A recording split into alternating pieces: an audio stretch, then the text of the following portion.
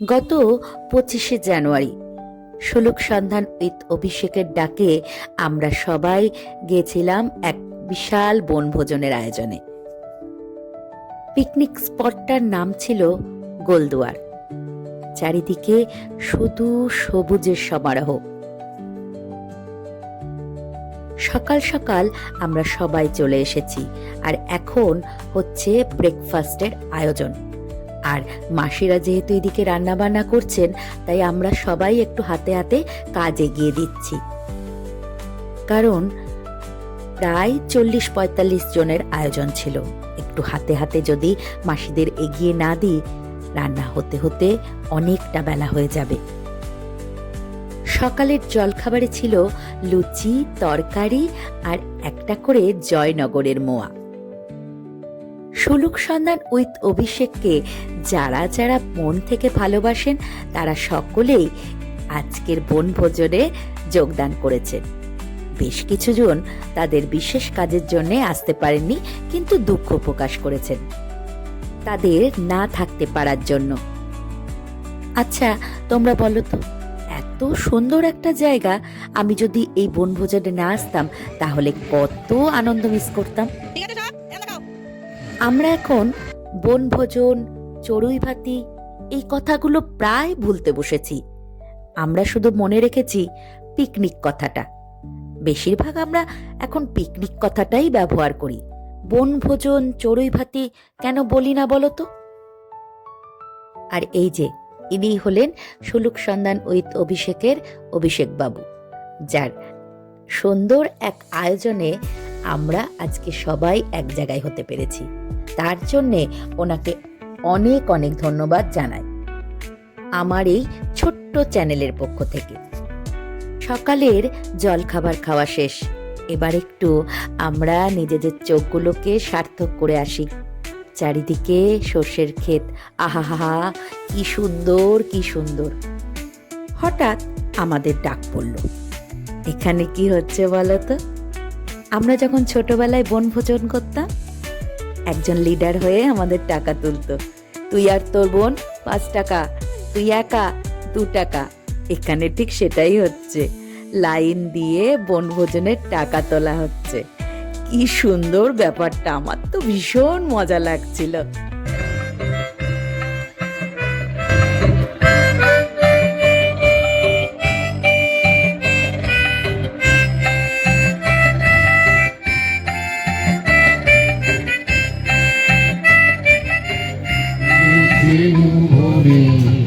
ধুলো ডোরে বাঁধা ঝুলো না, সেদিন দুজনে দুলেছি বনে, ফুলো ডোরে বাঁধা ঝুলো না।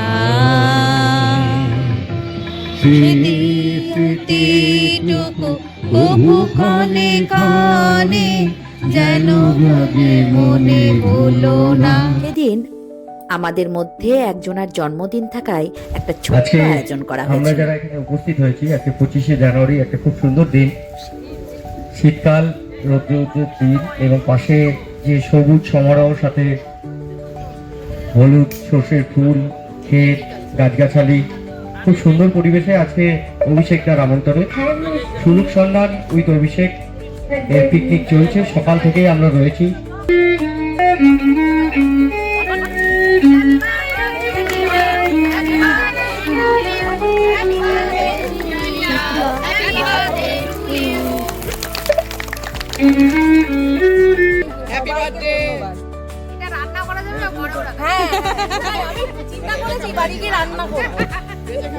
সঙ্গে এই পথ চলায় প্রচুর মানুষ রয়েছেন, আমাদের সাবস্ক্রাইবার রয়েছেন, আমাদের ফলোয়ার্স রয়েছেন, এবং যারা প্রতিনিয়ত আমাদেরকে উৎসাহ দেন, দাদা আরো ভালো ভিডিও হোক, বিভিন্ন মেলা হোক। আমরা মাছের মেলায় গেছিলাম, আপনারা জানেন যে পশ্চিমবঙ্গে একমাত্র মাছের মেলা হয় যেখানে বিভিন্ন ধরনের মাছ পাওয়া যায়। তো সেই মাছের মেলা হয়, মুড়ির মেলা হয়, আলুর দমের মেলা হয়, শাকালুর মেলা হয়। তো অলরেডি স্নোফল শুরু হয়ে গেছে, আমাদের স্নোফল শুরু হয়ে গেছে, মনে হচ্ছে কোনো সিমলায় আমরা উপস্থিত। সত্যি লিখবি? বেশ, তাহলে মস্ত করে লিখতে হবে, মনে থাকবে।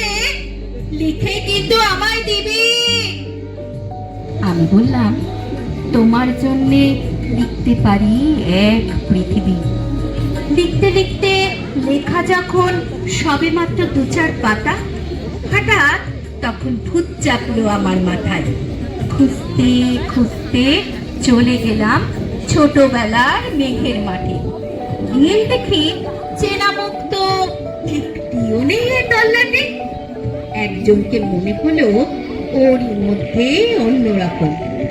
এগিয়ে, তুমি কি সেই মেঘবালিকা? তুমি কি সেই? বলেছে, মনে তো নেই, আমারও সব মনে তো নেই। আমি বললাম, তুমি আমার লেখার কথা বলেছিলে? সে বলল, সঙ্গে আছে, ভাসিয়ে দাও গায়ে ছিলে। এবার সেসব হিসেব আর ধরিনি। লেখার দিকে তাকিয়ে দেখি এক পৃথিবী লিখবো বলে একটা খাতাও শেষ করিনি। সঙ্গে সঙ্গে ঝমঝমিয়ে বৃষ্টি এলো খাতার উপর, আজীবনের লেখার উপর। বৃষ্টি এলো এই অরণ্যে, বাইরে তখন গাছের নিচে নাচছে ময়ূর আনন্দিত। এ গাছ ও গাছ, উঠছে পাখি, বলছে পাখি, এই অরণ্যে কবির জন্যে আমরা থাকি। বলছে ওরা, কবির জন্যে আমরা কোথাও হার মানিনি।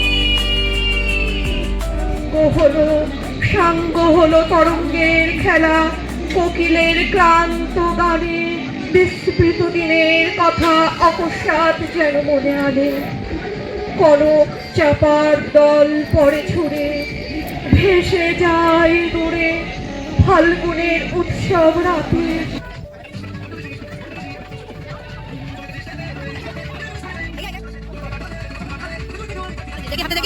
তিত বেগুন তিত বেগুন তিত বেগুন তিত তিত বেগুন কি হয় গেলে বল কি হয়? কাছে কাটা, কিন্তু গাছে কাটা গোপে তেল। আমার মা তো তুলে নিয়ে আসলে বলতো ফেল লাগে বাগানে, ফেল লাগে বাগানে। বেগুনই তো, সাদা বেগুন। চল, ছেলেরা খাবি?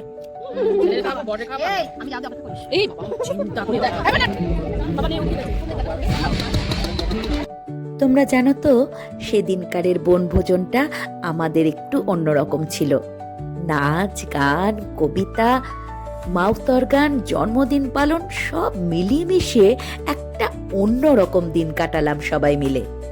দুপুরবেলা আমরা সবাই খেতে বসেছি, আর দুপুরের মেনুতে ছিল ভাত, ডাল, পাবদা মাছের ঝাল, যারা পাবদা মাছ খাবে না তাদের জন্য কাতলা মাছ, মাংস, চাটনি, মিষ্টি। আহা, আর কি চাই বলুন তো? আর এত সুন্দর একটা পরিবেশ। বনভোজনের থেকে আর কি বড় কিছু, এর থেকে কিছু চাওয়ার আছে আমাদের? এখন বিকেল বেলা, পরন্ত রোদ্দুর জলের মধ্যে পড়ে কেমন চিকমিক করছে। সারা দিনটা আমাদের এত সুন্দর কেটেছে। সেই অনুভূতিটা আমার এই ছোট্ট ভিডিওর মাধ্যমে তোমাদের সঙ্গে ভাগ করে নিলাম। আবার কুলও পারলাম অনেক দিন পর। আচ্ছা, তোমাদেরও কি মাঝে মাঝে এরকম পাগলামি করতে ইচ্ছা করে আমাদের মতন? তাহলে মাঝে মাঝে এরকম বনভোজনে যেতে কিন্তু ভুলো না। আর চারিদিকের পরিবেশটা এত সুন্দর, আর পড়ন্ত রোদ্দুরে যেন আরো বেশি সুন্দর লাগছে। চলো এখন বাড়ি ফেরা যাক। তাহলে চলো, ভিডিওটাও আজকে এখানে শেষ করছি। দেখা হচ্ছে আবারও একটা নতুন গল্পে। ভিডিওটা কেমন লাগলো কমেন্ট বক্সে জানাতে কিন্তু একদম ভুলো না। পশ্চিমের ঢলে পড়া এই সূর্যের দিকে তাকিয়ে একটা কথাই শুধু মনে পড়ে, জীবন তো কটা দিনের, তাহলে কেন আনন্দ করে জীবনটাকে কাটাবো না? কারণ চোখ বুঝলেই তো সব শেষ। পরন্ত সূর্যের মতো জীবনটাও পশ্চিমের অন্ধকারে ঢলে পড়বে।